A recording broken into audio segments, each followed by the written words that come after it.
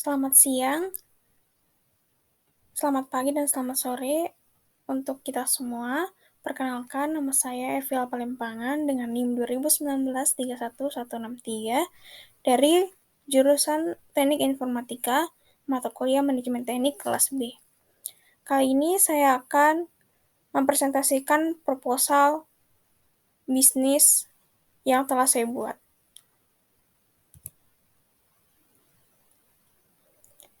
Jadi, profil usaha saya, di mana usaha saya mengambil usaha oleh-oleh khas Toraja dengan nama toko Mangali. Mangali sendiri merupakan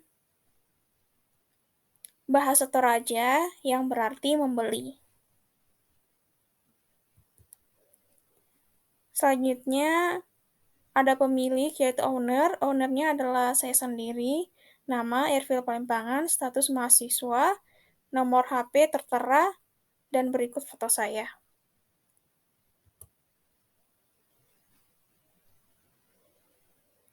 Selanjutnya, produk yang kami jual adalah produk khas daerah Toraja buatan masyarakat, menggunakan bahan-bahan yang berkualitas baik dan bisa bersaing di pasaran.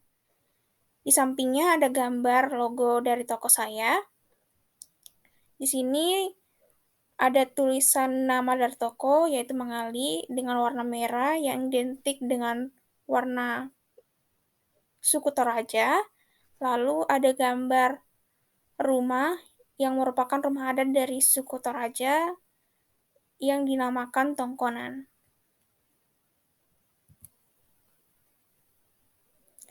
Lalu adapun analisa SWOT-nya. Yang pertama ada strength, yaitu kekuatan, di mana produk memiliki kualitas barang yang unggul, mengambil bahan-bahan yang berkualitas sehingga bisa bersaing dengan pesaingnya. Lalu menyediakan berbagai barang yang unik, di mana kami menjual barang-barang yang jarang diperjualbelikan, sehingga bisa menarik pembeli. Lalu yang ketiga, mengutamakan kejujuran meskipun pesaing sangat ketat. Lalu selanjutnya ada weakness atau kelemahan, di mana toko kami hanya menjual barang khas Toraja, tidak ada yang lain. Lalu selanjutnya kelemahannya adalah pembeli lebih memilih membeli barang secara langsung yang mempunyai toko daripada online shop. Karena seperti yang kita ketahui, jika online shop terdapat perbedaan saat mengambil gambar dan saat di-post, karena efek cahaya dan lain sebagainya. Lalu, kelemahan yang ketiga adalah toko kami tidak memiliki official store untuk berjualan karena kami berbasis online shop. Selanjutnya ada opportunities atau peluang. Yang pertama, memudahkan pembeli yang ingin membeli barang khas Toraja namun tidak bisa datang langsung ke daerah tersebut. Jadi karena apalagi pada kondisi pandemi seperti ini, sangat membuka peluang bagi para penjual yang ingin menjualkan produknya secara online, sehingga walaupun masyarakat tidak bisa datang ke daerah tersebut, tetapi kita bisa menjual produk dengan baik untuk pelanggan. Selanjutnya, yaitu melihat daya beli masyarakat Indonesia yang konsumtif, tetapi tetap cermat dalam membeli. Yang seperti kita ketahui bahwa masyarakat Indonesia sangat konsumtif dalam membeli segala sesuatu, sehingga dengan mengeluarkan barang-barang baru, pelanggan bisa tertarik dengan produk yang ditawarkan. Lalu yang ketiga, yaitu memanfaatkan teknologi smartphone dan memasarkan produk lewat media sosial. Sekarang ini, masyarakat lebih banyak menggunakan media sosial, sehingga dengan media sosial itu kita memanfaatkan untuk mengiklankan produk-produk kita, sehingga dengan iklan itu orang atau pelanggan akan tertarik dengan apa yang kita jual atau penasaran dengan apa yang kita jual. Lalu selanjutnya ada threats atau ancaman, di mana yang pertama pelanggan yang kurang cepat karena bentrok dengan kuliah. Jadi maksudnya ini apabila ada pelanggan yang ingin bertanya atau menanyakan stok atau bertanya tentang tentang produk, saya sebagai owner mungkin kurang cepat bisa merespon karena saya sendiri masih kuliah, sehingga jika saya ada waktu luang baru saya bisa membalasnya. Dan pelanggan pasti ingin bahwa pelanggan pasti ingin bahwa penjual itu cepat respon. Yang kedua adalah pembeli belum terbiasa berbelanja online sehingga tidak percaya dengan kualitas barang yang dijual. Ini sangat sering terjadi di mana para para pelanggan tidak mempercayai para penjual yang menjualkan produk karena takut tertipu ataupun takut zonk. Lalu selanjutnya ada pesaing banyak menggunakan strategi pemasaran yang lebih menarik minat pembeli. Lalu selanjutnya, apabila cuaca tidak mendukung sehingga terjadi keterlambatan pengiriman barang sampai ke pembeli. Maksud dari sini adalah karena cuaca yang tidak menentu sehingga pengiriman bisa terhambat ataupun overloading di pengirimannya sehingga barang bisa lambat sampai ke pembeli dan itu bisa mengurangi kepuasan pembeli dalam berbelanja. Lalu selanjutnya ada terjadi kekosongan barang yang diminta dari supplier sehingga pembeli beralih ke toko lain. Jadi ancaman selanjutnya ini di mana misalnya para pembeli ingin membeli dalam jumlah banyak namun penjual tidak menyiapkan barang yang cukup untuk dibeli oleh pembeli yang membutuhkan.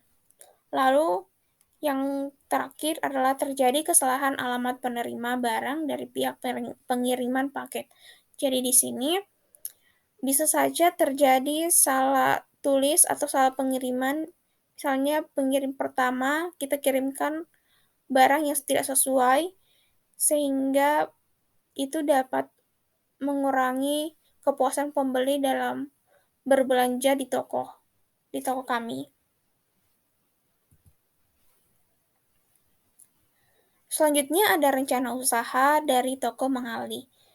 Yang pertama itu memaksimalkan iklan produk melalui sosial media.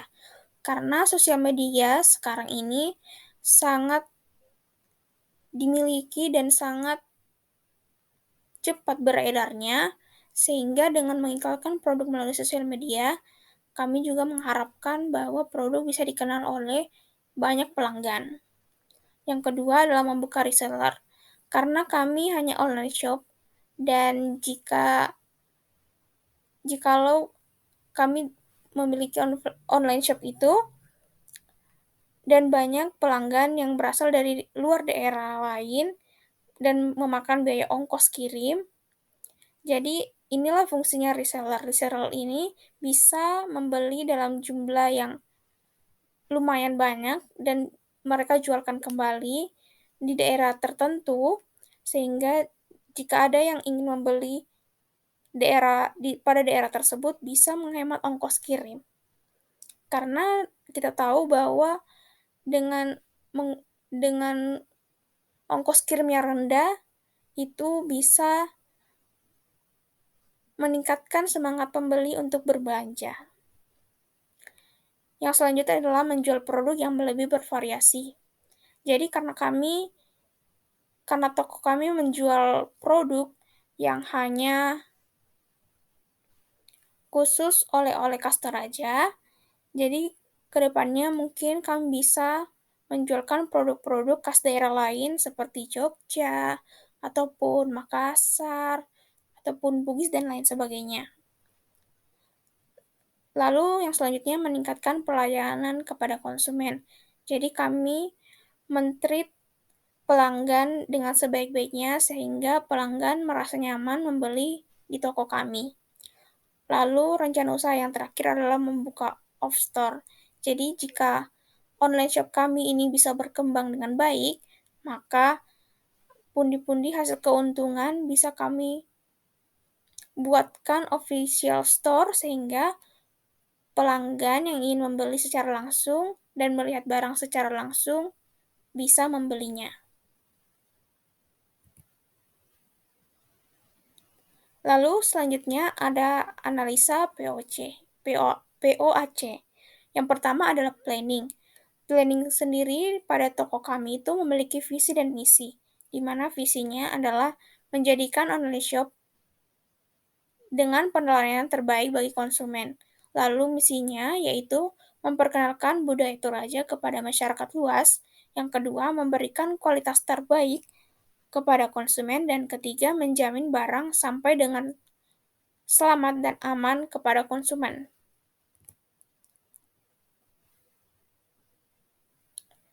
Yang kedua adalah organizing, di mana pada toko kami terdapat pembagian tugas sebagai berikut. Yang pertama itu ada owner yang bertugas untuk mencari distributor atau supplier untuk menjalankan kerjasama sehingga produk yang kami dapatkan bisa dijual kembali. Yang kedua adalah marketing, yaitu bertugas untuk memikirkan ide menarik untuk pemasaran produk melalui media sosial. Yang ketiga ada administrator, ini bertugas menangani konsumen yang bertanya mengenai produk dan melakukan packing produk yang akan dikirimkan. Yang selanjutnya ada accounting. Jadi di toko kami, saya sebagai owner sebisa mungkin menciptakan lingkungan pekerjaan yang nyaman bagi karyawan yang bekerja kepada saya agar toko kami bisa berjalan dengan baik dan tidak adanya miskomunikasi antara satu sama lain.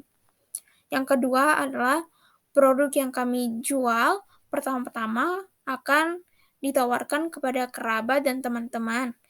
Sehingga dengan membeli produk kami, teman-teman dan kerabat bisa memposting ke sosial medianya dan bisa lebih terkenal karena dilihat oleh teman-teman yang mungkin kami tidak punya.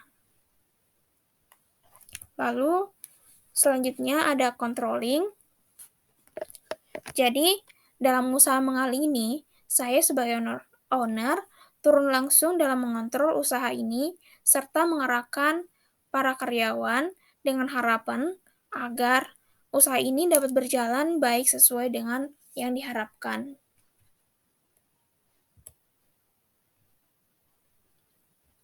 Selanjutnya penggunaan teknologi. Jadi untuk usaha mengali sendiri, kami berencana memasarkan produk ini secara online melalui media sosial seperti Facebook, Instagram, dan lain-lain. Juga meminta dukungan dari teman-teman dan keluarga untuk mempromosikan kepada teman online yang lainnya yang mungkin kami tidak miliki.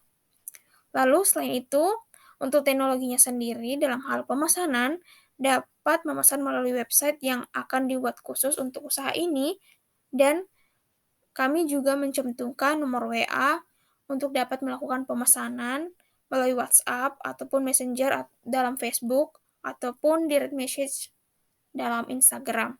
Jadi, usaha kami ini bisa dipesan melalui website, lalu bisa melalui nomor WhatsApp maupun chat toko Facebook dan chat toko di akun Instagram. Baik, selanjutnya saya akan membandingkan usaha saya ini dengan startup company e-commerce oleh-oleh dengan nama tokonya itu Pesona, yaitu Pesona Oleh-oleh Nusantara. Jadi profil dari Pesona ini, jadi di awal tahun 2010, JNE yang dikenal sebagai kurir pengantaran barang memperkenalkan pesona Indonesia atau disebut juga dengan pesan oleh-oleh Nusantara. Jadi layanan ini merupakan bentuk kerjasama antara JNE dan perusahaan perbankan lainnya, serta tak luput beberapa layanan e-commerce. Dalam rangka mengembangkan UKM, JNE mendirikan Pesona Nusantara ini sebagai upaya untuk ikut mengembangkan UKM di Indonesia, yang mana dapat memperkenalkan produk-produk lokal daerah hingga menjadi skala nasional dan sekaligus meningkatkan daya saing pelaku usaha UMKM, terutama di sektor industri makanan dan kerajinan daerah.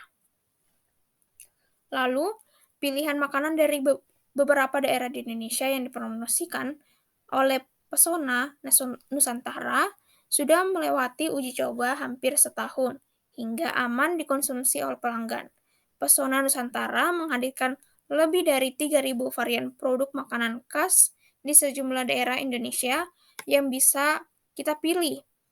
Hingga kini sudah terdaftar dari 200 UMKM yang sudah menjadi vendor Pesona Nusantara. Jadi ini merupakan profil dari e-commerce Pesona.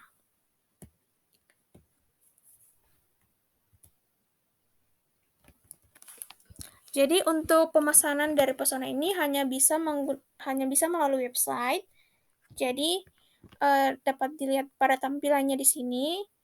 Pada bagian atas itu ada tombol-tombol untuk bisa melihat tentang konfirmasi pembayaran kita, lalu tentang status pemesanan kita, lalu ingin meminta bantuan jika ada yang tidak kita mengerti, lalu ada keranjang, keranjang ini untuk memasukkan barang-barang yang akan kita beli, lalu di sini kita harus login terlebih dahulu. Yang utamanya kita harus login terlebih dahulu untuk bisa membeli di website ini. Lalu selanjutnya ini ada di bawahnya ada iklan-iklan. Lalu selanjutnya di sini pada bar cari-cari oleh favorit, di sini kita bisa memilih kategori. Kategorinya itu makanan sesuai dengan profilnya tadi, makanan dan kerajinan. Lalu daerahnya di sini ada hampir semua provinsi ada. Atau langsung ke nama oleh-oleh yang kita cari, langsung kita search. Nanti akan muncul barang-barang yang kita cari. Lalu pada halaman paling bawah, di sini ada info-info seperti apa itu Pesona Nusantara. Jadi Pesona Nusantara itu wadah UMKM makanan dan oleh-oleh seluruh Indonesia untuk menjual produk-produk mereka secara online. Jadi operasionalnya ini oleh JNE.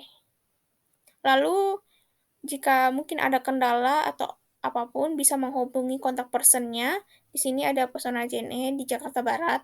Lalu ada emailnya, nomor telepon, dan WhatsApp. Lalu adapun media sosial mereka ada Twitter, Facebook, dan Instagram. Lalu yang menarik di sini adalah metode pembayaran mereka yang sudah sangat banyak, bisa melalui beberapa bank, kredit, Alfamart, dan lain sebagainya. Lalu selanjutnya saya akan membandingkan usaha saya dan usaha Pesona, yaitu membandingkan usaha saya itu Mengali dan usaha Pesona yang milik JNE. Jadi kelebihannya untuk usaha Mengali sendiri, yaitu produk yang ditawarkan berkualitas baik dan bagus. Yang kedua, bekerja sama dengan UMKM pengrajin oleh-oleh khas Toraja. Dan bisa saya tambahkan, ini bisa meningkatkan pengetahuan kepada masyarakat luas tentang daerah tersebut. Lalu untuk Pesona sendiri, kelebihannya yaitu produk yang ditawarkan lebih bervariasi karena hampir semua provinsi ada. Barang oleh-olehnya ada dijualkan. Lalu yang kedua yaitu mode pembayaran produk yang sudah sangat beragam. Yang saya jelaskan tadi seperti beberapa ATM, terus ada Alfamart, Indomart, kredit, dan lain sebagainya.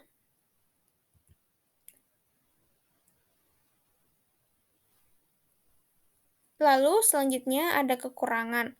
Jadi kekurangannya dari mengalir sendiri usaha saya, yaitu produk yang dijual hanya oleh-oleh Kasdor aja, tidak ada yang lain. Lalu jenis metode pembayarannya masih terbatas, mungkin hanya bisa lewat satu ATM, saja.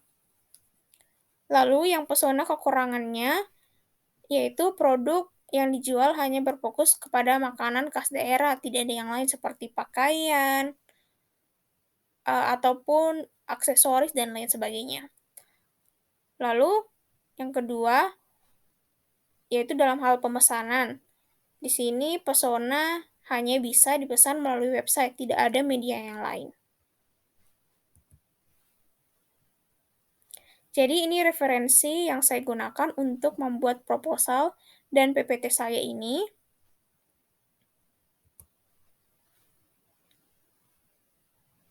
Jadi demikianlah presentasi saya. Mohon maaf bila ada kurang dan salah-salah kata. Sekian dari saya. Terima kasih.